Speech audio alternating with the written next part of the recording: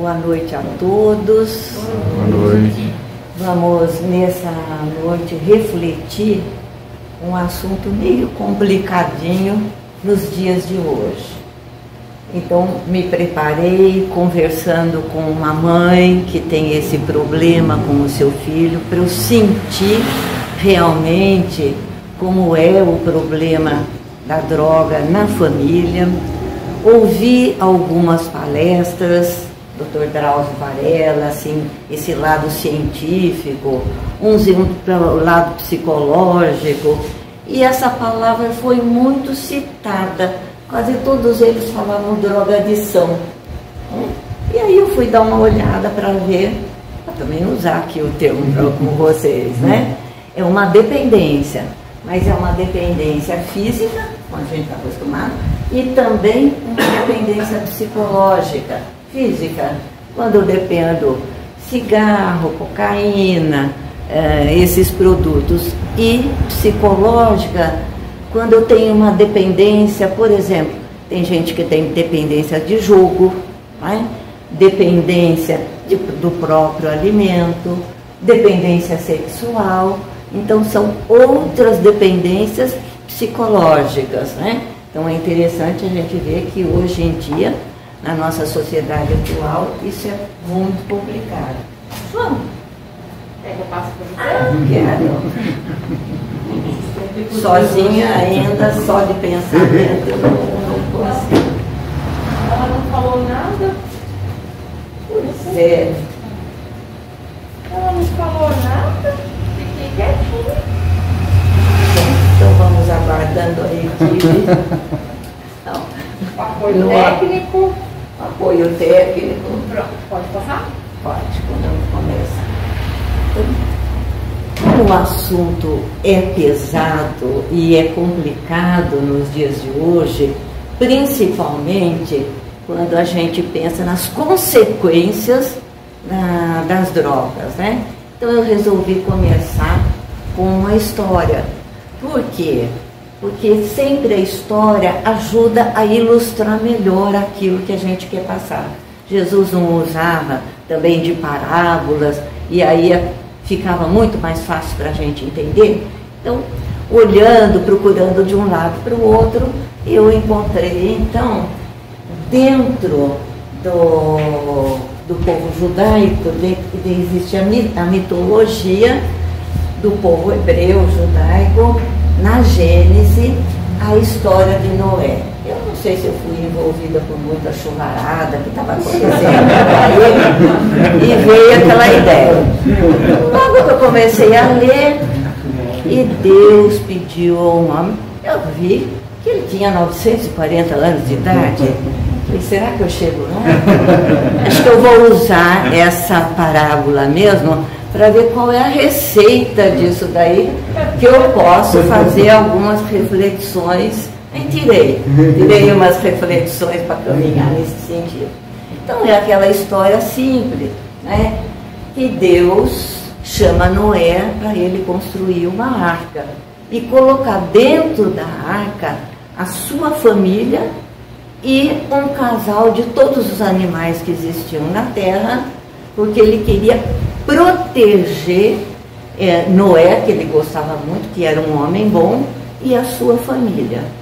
Noé foi obediente, construiu a arca, obedeceu a Deus e trouxe então a sua família e os animais para dentro para proteger a sua família para essa arca, porque viria um período muito complicado aí, que seria o dilúvio, né? Então Deus chama Noé para construir, né? E para que a sua família e os animais sobrevivam a esse dilúvio. Tudo isso durou 150 dias, 40 de chuva durante o dia, durante a noite, e depois um determinado período, para saber se as águas tinham baixado, ele pega e solta um corvo, não é? Ele vai e não volta. Na sequência, depois de um tempo, ele solta uma pombinha. ela rodou e voltou. Depois de um tempo, mais uma que voltou com um graminho de oliveira, né? Então, sinal que as águas já tinham baixado. E na outra sequência, vai a pombinha e não retorna. Então, vamos dizer, já tinha passado todo aquele período e ele tinha condições, então, de aportar, de passar lá para sua vaca, não é? E, então, durante 150 dias, Noé, então, passa por esse período aí do dilúvio. Quando ele desce, ele faz as oferendas e agradece, e depois, junto com a sua família, ele se transforma num lavrador, ele planta uva, no meio disso daí ele faz o vinho e se embriaga, não é? Depois que ele se embriaga, ele fica nu e os filhos ficam, principalmente um dos filhos, o Cã, fica apavorado com aquela história, né? E reclama. E o pai, então, expulsa o filho do grupo. E os entendidos, os estudiosos, né, de doutrina, das verdades religiosas, de Bíblia, de documentação religiosa, eles chegaram à conclusão que foi, segundo os estudiosos, a primeira história registrada em documentação religiosa da drogadição de Noé, né? Então, registrado na Bíblia esse problema, né? Bom, aí a gente sabe que o problema do álcool, né, a fermentação de produtos naturais, assim como é o caso do vinho, ele durante muito tempo ele foi usado pela humanidade sem ser esse problema que nós enfrentamos hoje em termos de sociedade. Ele fazia parte da cultura, não é? Na Idade Média, na Idade Antiga, a gente vê aí nas histórias que Grécia, Roma tinha o deus Baco, do vinho, se bebia, mas a bebida não era considerada como a gente considera hoje um problema social. Tanto é que o vinho, ele também era utilizado em cultos religiosos, né? Ele usava, a pessoa tinha uma ferida, tinha um problema, jogava lá um pouquinho de vinho, depois ela tinha outro problema, então ele era usado para tudo, né? Na Idade Média, a gente vê uns desenhos que o pessoal bebia em tabernas, e aí vai até no século XIX que o álcool começa a se transformar num problema sério para a sociedade, né? Por quê? Porque aí a gente já vê o álcool avançando e criando grandes problemas sociais. E junto com esses problemas sociais, a gente sabe o que vem atrás da bebida, né, que começa com ela, até nos dias de hoje, né? Agora, voltando lá para Noé, ainda para a vaca, quando Noé desce, Deus diz para ele, né, ele fez tudo conforme o Senhor pediu. Na hora de sair da barca, sai da barca tu, com tua mulher e teus filhos e as mulheres dos teus filhos, né? Essa foi o pedido de Deus, ele está pedindo. Noé, então, sai da barca junto com os seus filhos, sua mulher e as mulheres dos seus filhos. Os estudiosos, quando começam a fazer a leitura é uma mitologia, né? É um tipo de parábola, é uma história essa daqui. Então, o que fez Noé?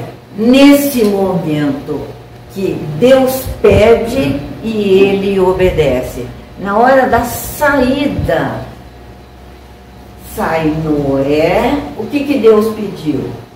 Sai você, sua mulher e seus filhos. Como é que saiu? Noé, seus filhos, a mulher e os filhos e os outros. Então, os estudiosos já veem nisso daqui uma ruptura familiar. Porque quando Deus pede que saia o casal, ele que vai orientar e dar condução e estabelecer o rumo de como a família tem que ser conduzida. Como é uma história da mitologia dos hebreus, dos judeus, eles são muito obedientes. E a família é muito importante na cultura judaica. Daí essa firmeza, né, no estudo sobre a família. Né? Porque quando Noé coloca a mulher depois dos filhos, você acaba desautorizando aquele grupo que deveria caminhar no sentido da família. E eles já veem nesse primeiro problema a condução da família na sua orientação como um todo. Né? Já começam a ver os problemas. Então, de uma certa maneira, a gente vê na conduta de Noé uma desobediência. Bom, que lições nós podemos tirar desse ponto, dessa história aí? Não é? Deus pede para Noé, então, para ele proteger a sua família. Nós podemos, assim, fazendo uma interpretação do texto, a chuva, o dilúvio, seriam os grandes problemas que a gente enfrenta nas nossas vidas. A gente poderia interpretar desse jeito. E a arca? Né?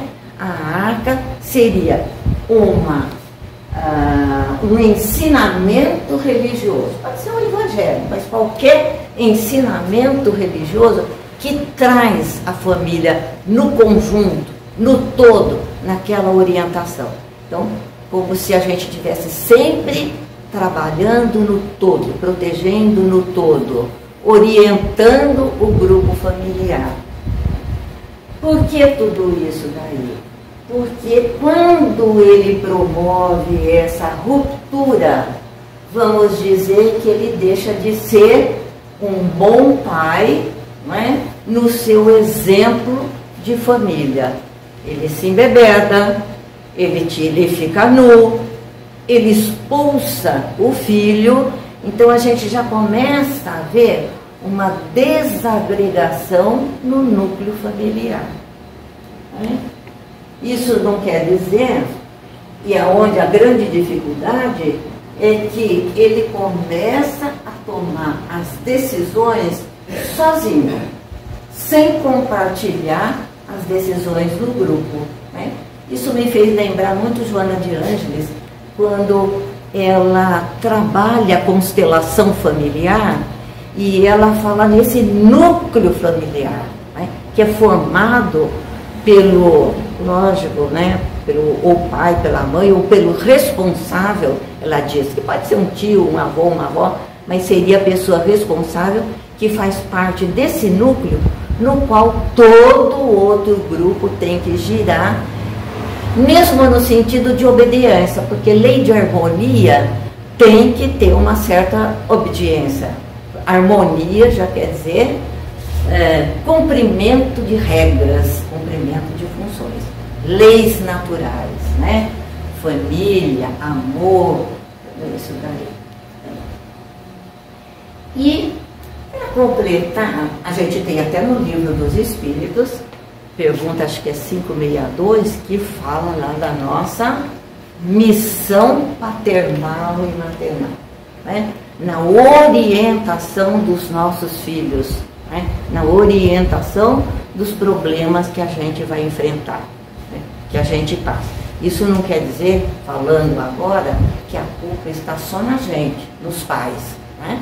A gente sabe que se a gente recebe, dentro do nosso planejamento, um filho mais difícil, talvez ele esteja trazendo essa dificuldade de vidas anteriores ou nos desafiando, como nós pedimos aquele desafio para estar orientando aquele filho.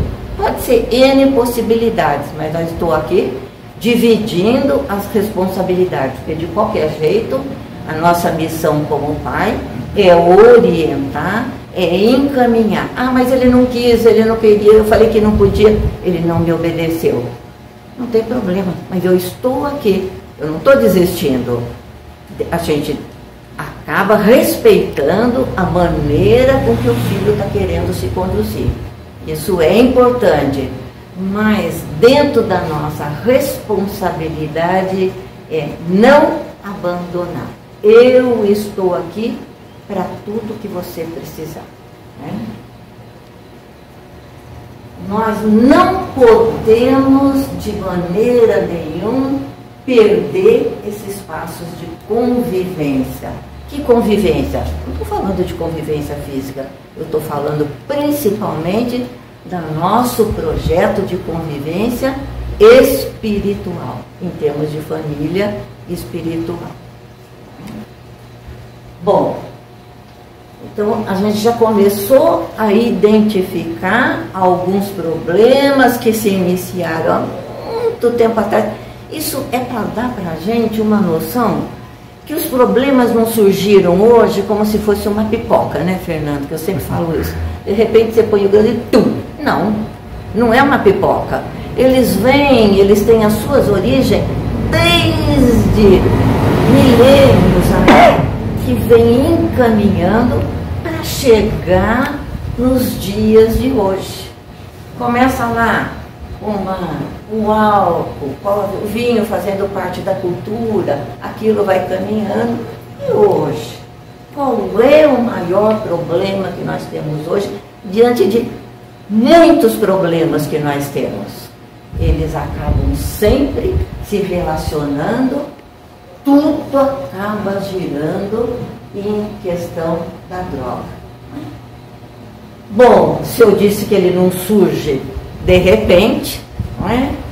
O que aconteceu conosco que nós estamos assim, de uma certa maneira, até meio assustados de ver o mundo de hoje? Quando a gente pensa que o mundo, a lei do progresso existe, existe. Nós caminhamos, nós progredimos.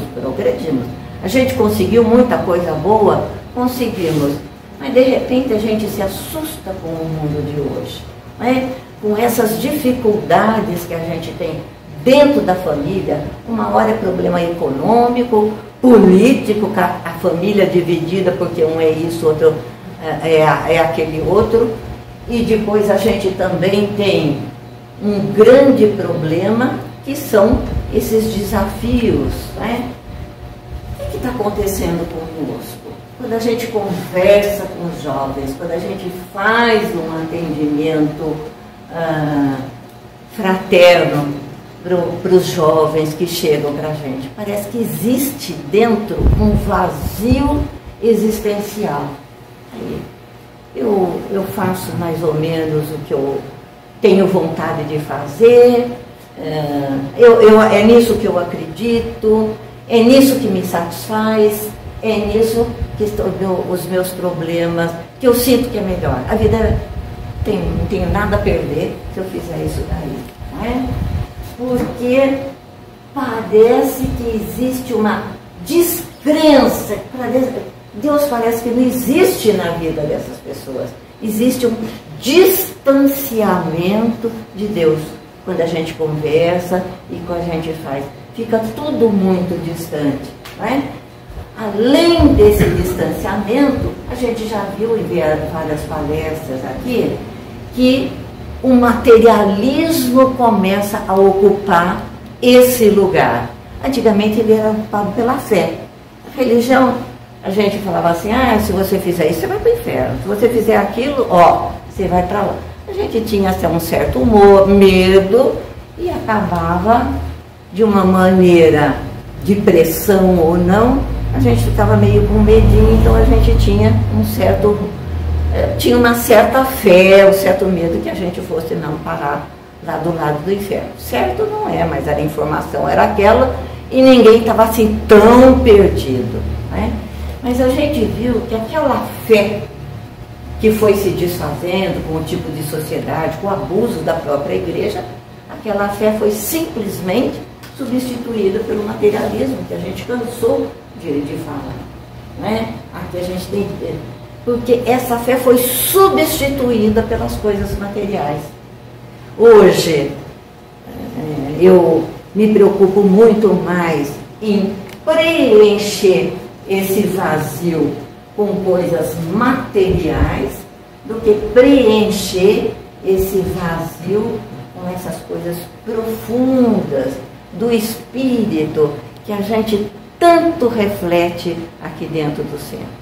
Então é um privilégio realmente quando a gente está aqui no meio de tantas dificuldades, né, lutando com essas dificuldades, tentando se aproximar cada vez mais dessa nossa fé, né, procurando relacionar essa fé, raciocinar e trazer ela para a nossa vida e fazer essa luta grande de valorizar muito mais o meu lado, nessa tentativa. Nossa raça está completamente desequilibrada, porque a gente termina as reflexões, sempre a asa do materialismo ela está enorme, porque hoje eu fiz isso, aquilo, aquele outro, e a asa da espiritualidade a gente fez muito pouco aquele dia em relação às avaliações que a gente faz, né? Como dizia Santo Agostinho, de noite põe a cabeça lá e vê como é que está a sua asa da espiritualidade desse seu lado e como é que está esse seu lado material aí. E aí a gente fica até preocupado. Então, o que a gente percebe, às vezes, fazendo um atendimento e fazendo as leituras que a gente faz? Que muitas vezes esse vazio, ele está sendo substituído pela droga. De que maneira? Quando eu quero uma coisa material, eu quero comprar um carro, eu me esforço e fico juntando, não dá, aquele dinheiro não dá. Depois de um tempo de muita vontade e de muito esforço, eu consigo comprar aquele carro. O que acontece com a minha satisfação, né? O meu organismo acaba liberando, né, o hormônio da felicidade, a ocitocina. Eu fico feliz da vida com aquele carrinho que eu tenho. Eu realizei um sonho, né? Eu preenchi esse vazio com material, mas com a compra daquele, mas me exigiu sacrifício para aquilo ali. Então eu fico assim, meu organismo, e o hormônio do preenchimento, eu me sinto pertencente a esse grupo, porque afinal de contas eu consegui aquela coisa material. Bom, voltando para como é que ele vai substituir isso daqui? O que a droga faz? No meu vazio existencial, eu não tenho... Para que eu estou vivendo? Não acho significado para nada. Eu acabo usando isso a droga. Né?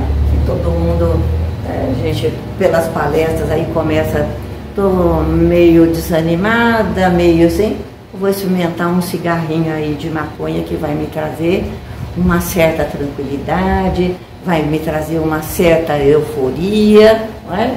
E o que acontece com o meu organismo? Ele vai liberar a mesma ocitocina que aquele empenho de 2 anos para comprar aquele carrinho, aquela droga, em não sei quanto tempo leva para dar um efeito, acho que uns 10 minutinhos, 15 minutinhos. Eu vou treinar depois. Vou fazer a experiência lá. Aí, é liberado aquele hormônio do prazer, mas quanto tempo dura aquilo? Depois aquilo termina rapidinho, aquilo ali, e o vazio retorna novamente. E depois de um pouco eu quero um pouquinho mais, eu vou me mudando, vou indo, porque aquele comecinho, né, é uma porta de entrada para outras coisas, para outras satisfações. O tempo de uso acaba ficando cada vez mais rápido, né? A sensação do prazer ele diminui, mas a necessidade novamente ela vai aumentando cada vez mais. E quais seriam as consequências que a gente vê? Que eu disse que ela invade por aí. Problema da família. Às vezes os filhos começam a agredir, a ficar agressivo, vender coisas da casa, não é? E aí a gente tem assim todo esse problema sério que ela nos leva. Alguns países até tentaram liberar a maconha, porque seria uma maneira, eles consideram como uma maneira legal, né? Você estaria eliminando o intermediário, mas segundo o Rossandro Kleiner, que atende a muitos adolescentes, ele diz que isso é muito mais complicado, porque cientificamente atinge, vamos dizer, o cérebro, não é? Então, cientificamente. Agora, quem é negacionista e acha que não faz nada, que a pessoa controla, eu fumo e tenho controle sobre isso daí, segundo ele, é um problema muito sério. Porque diz, na hora que eu quiser parar, eu paro. Na hora que eu quiser parar, lógico que tem gente que até consegue, né? Não estou falando assim uma coisa. Mas segundo as observações, que é uma pessoa que lida com jovens e pessoas dependentes nesse sentido, a dependência é muito, muito complicada.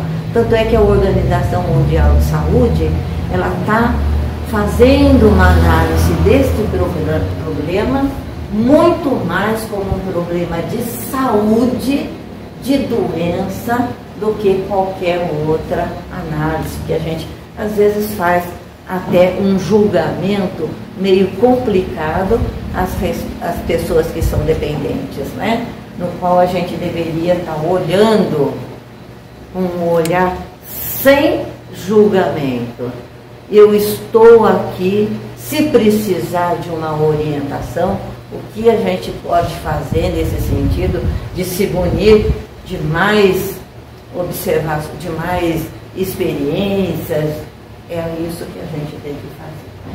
Então, o primeiro problema que aconteceu conosco é esse vazio existencial.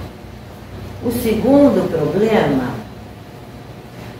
é a questão da transição, né? Nós sabemos que nós estamos nesse período de transição para a regeneração, e Jesus, que é esse irmão maravilhoso, que está sempre protegendo a gente. Olha, 4 bilhões de anos ele está olhando, e continua. Está olhando a gente do jeito que a gente está aqui, complicado, mas ele resolveu, nesse momento, que está na hora da gente dar um passinho a mais, dar oportunidade àqueles que estão presinhos lá em cima, não é? Sem chance de vir para cá. Aquela portinha bem apertadinha assim, vai, não vai, não vai. Jesus, então, está abrindo essas portas para mais uma oportunidade desses irmãos bem complicadinhos para conviver aqui com a gente, né? Porque a gente está meio atrapalhadinho, mas a gente está tentando melhorar. Tem gente que muito melhor que a gente, que já está na regeneração, porque já venceu uma opção das suas dificuldades, dos seus vícios, e tem aqueles que estão no comecinho aí dessa mudança de provas e ainda provas e expiação, então está lá embaixo. A gente tem uma graduação aí nessa rampa, dá uma escorregada, depois uma subidinha e por aí a gente vai indo. Mas esses irmãos bem complicados estão reencarnando entre a gente. E na verdade eles estão potencializando algum dos problemas que a gente já tem aqui, problemas sociais, né? Por isso que a gente fica assim, abismado de ver que no mundo de hoje muitas coisas parece que escorregaram mesmo dentro dessa rampa, como se a gente tivesse ido bem para trás disso daí, né?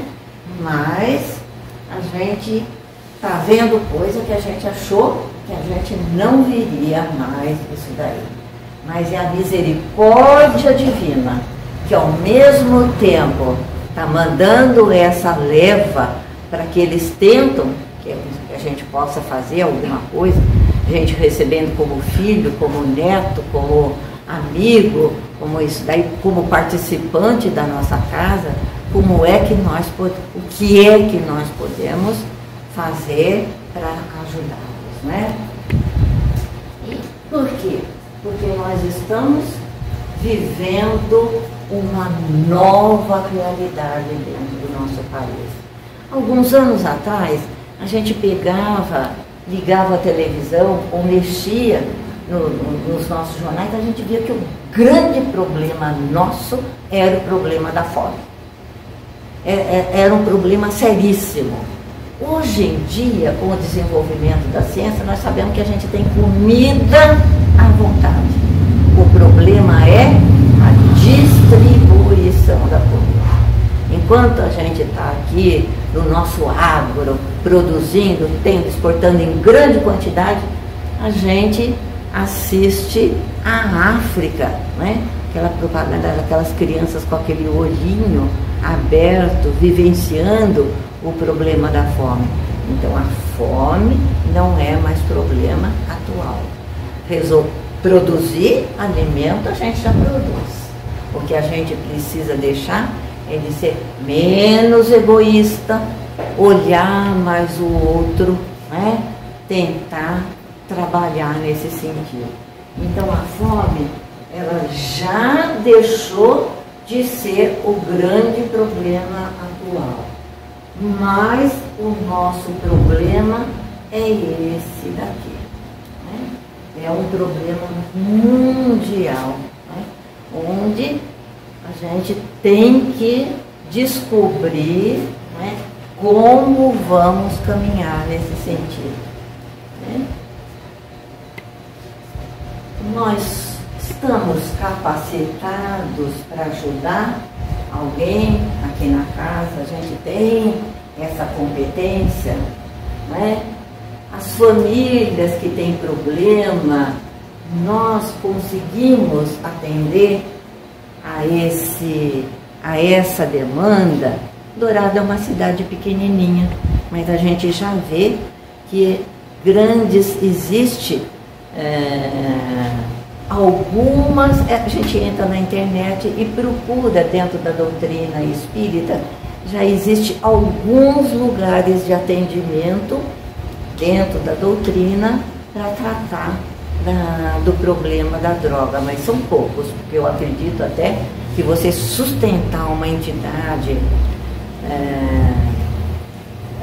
vamos dizer, com comida, roupa, orientação, psicólogo, tem aquele primeiro período que a pessoa tem que passar pela abstinência da droga, tudo exige muito, mas a gente já vê que alguém já deu um passinho nesse sentido, que são os evangélicos, né?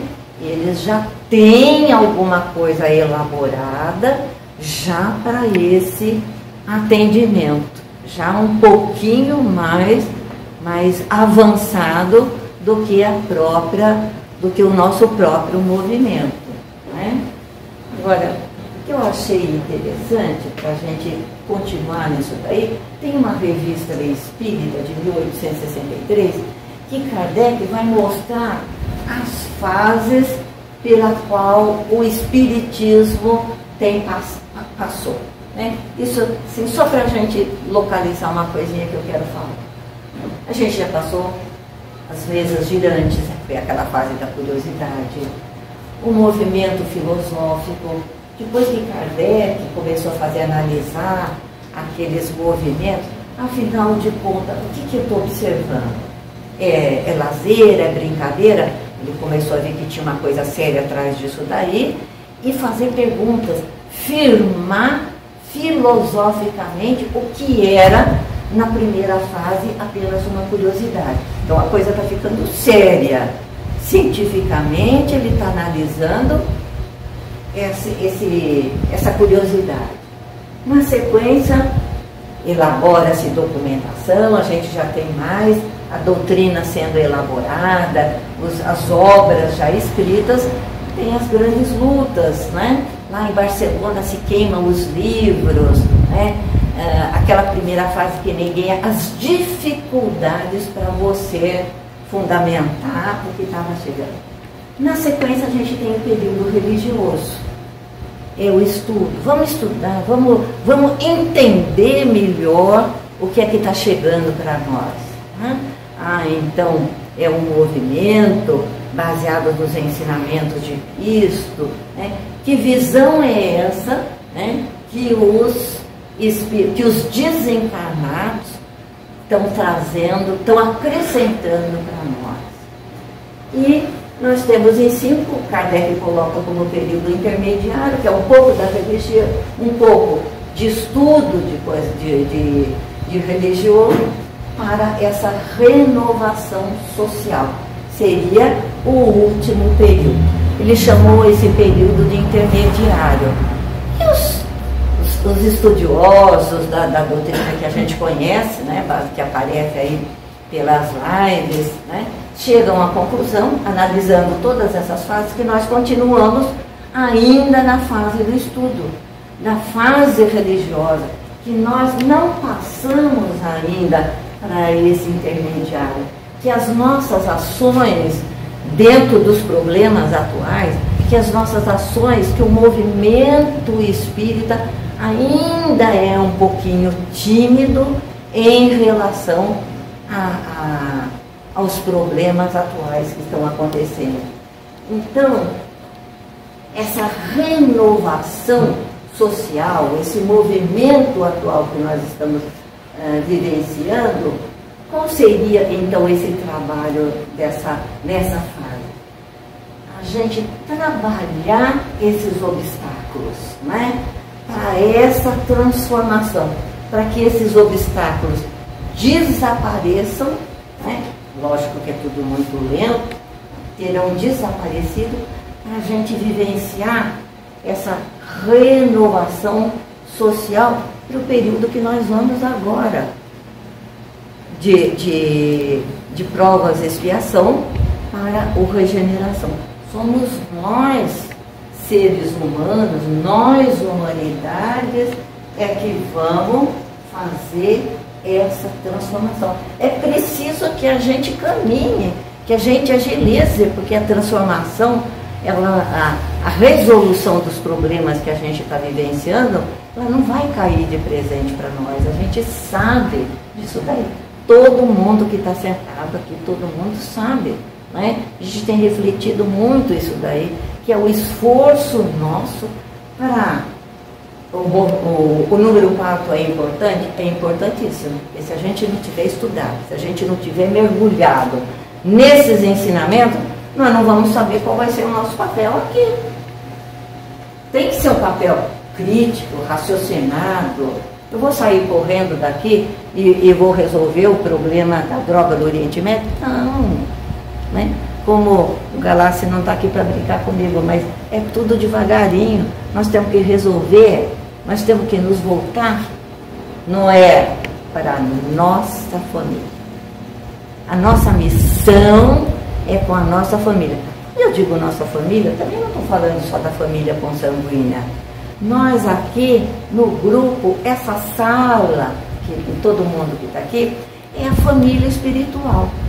Então nós estamos aqui para estar ajudando o outro, para estar sentindo essa família no qual a gente tem que expandir essa nossa missão, né?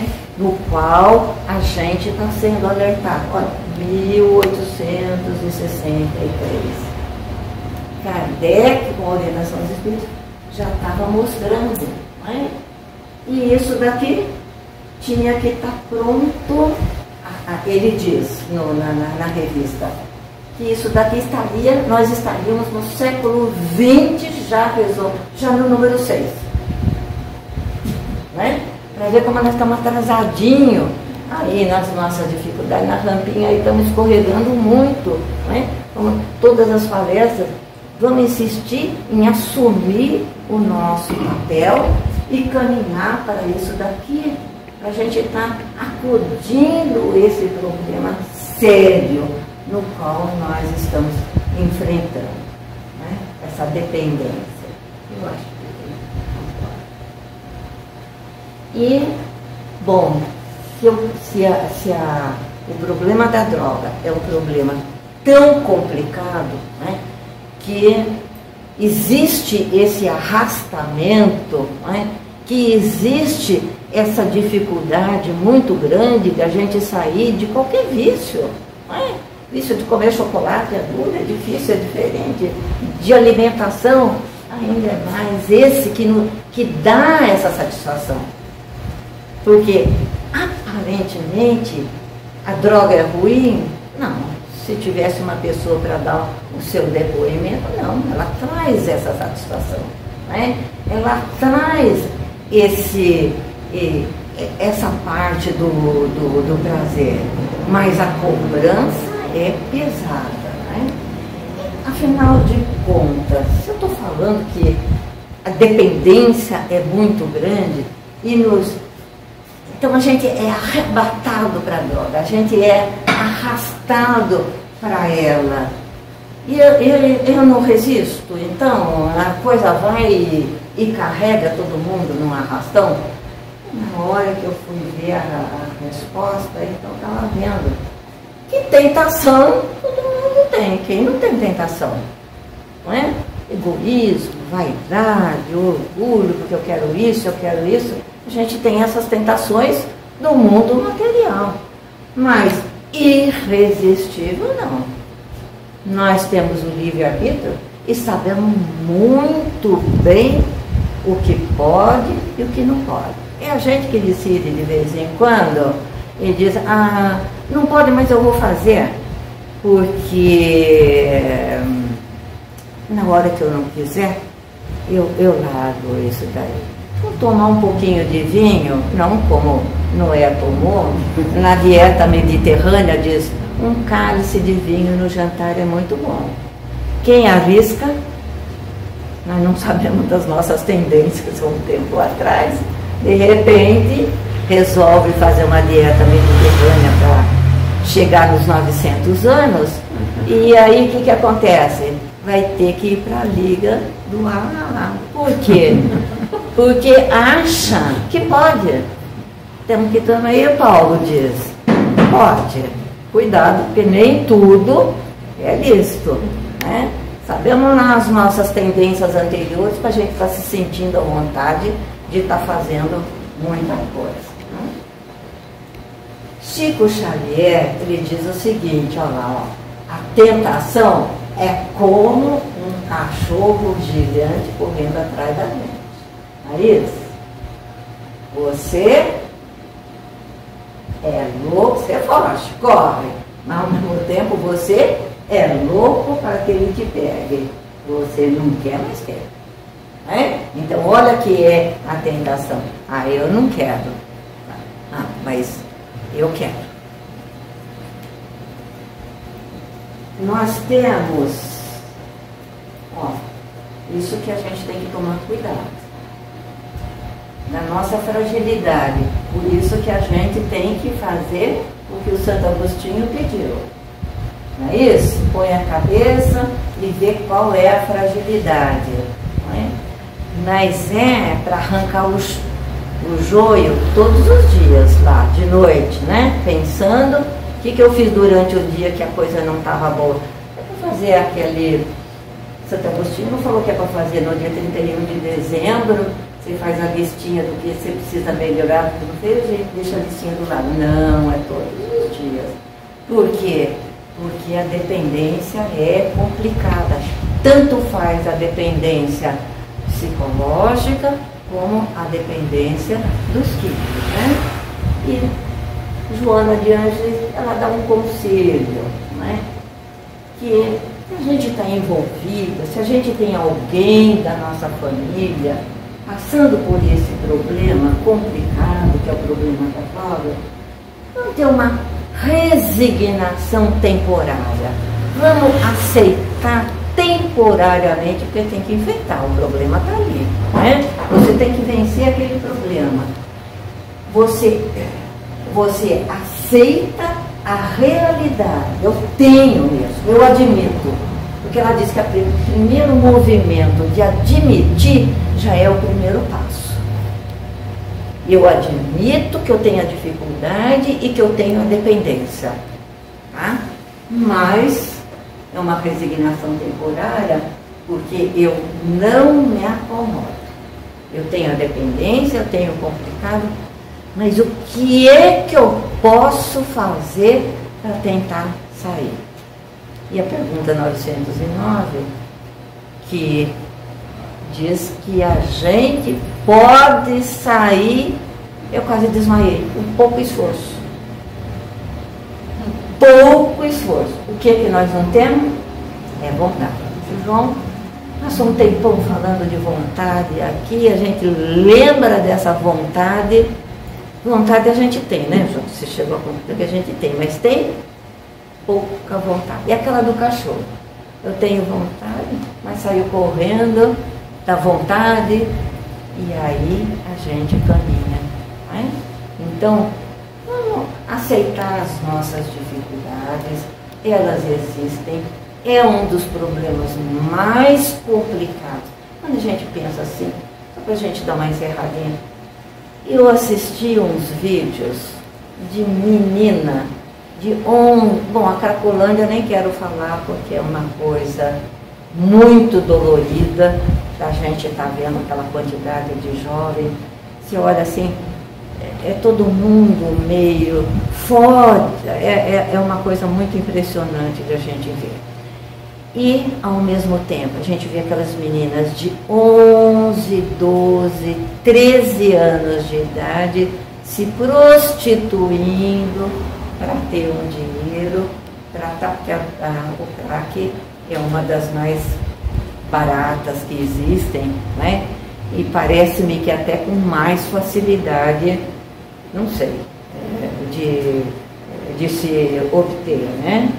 Então, olha, leva à prostituição e depois, e os acidentes que acontecem por aí dessa juventude, agressividade, de briga, de perda de turma. Olha, então é um problema muito complicado. Mas esses irmãos estão aqui nessa última oportunidade de estar melhorando. Alguns conseguem, a gente até vê que alguns conseguem sim, né? De que jeito a gente percebe quando a gente conversa com um com o outro? Aonde está o ânimo? Esse daí é a religião. Substituir pela fé. Nem que seja aquela fé imposta, vai para o inferno se você não fizer isso daí. Aquela assim, bem em cima, bem assim. É uma das maneiras que a gente vê que tem conseguido alguns resultados nesse sentido. Né? É uma coisa a pensar, a caminhar e voltar a refletir por outros ângulos também. Esse daqui foi só o ângulo da dependência. Ela tem N, vamos dizer, braços que precisam ser melhor analisados, refletidos, né? No que a gente poderia estar ajudando nesse sentido, alguma coisa.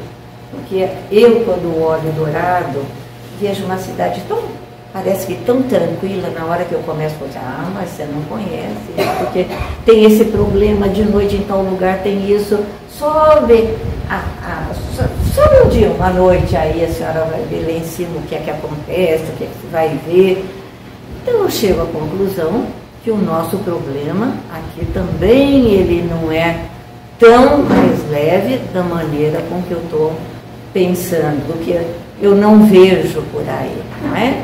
E se a gente consegue, através de, pelo menos, refletir alguma coisa dentro da nossa cidade. Né? Movimento espírita é para isso daí, para a gente chegar no número 6, a gente agora no número 4 tem que começar a se movimentar nesse movimento nosso, familiar, dessa grande família que a gente tem aqui. E consolar as mães, as famílias que passam por aqui. Então, uma boa reflexão para a gente envolver esses irmãos dependentes com a mesma paciência, com o mesmo carinho. Uma outra coisa que me marcou muito, que quando eu fizer esses atendimentos, quando a gente olhar o contato com a mãe, o contato com a família, a gente tem que acalmar. A gente levar esse sentido de ter calma. Jesus, 4 bilhões de anos, está tendo calma conosco nesse problema, dando oportunidade para esses que estão chegando, que estão lá na Cracolândia. E tem gente que eu assisti fazendo trabalho na Cracolândia. Então eles também não. E a pessoa que deu depoimento, se eu conseguir tirar uma pessoa daqui, eu já terei feito a minha tarefa. Então, se a gente puder dar um conselho, se pedirem, se procurarem com calma, acalmando a família ou a pessoa que nos cuida, eu acho que a gente já está fazendo. A gente já está indo no intermediário, né? Procurando resolver esses obstáculos que estão aí. Tá? Depois, se alguém quiser me procurar para fazer um atendimento, para ver como a gente chega nos 940 anos de idade, eu vou pesquisar melhor aqui a nossa parábola.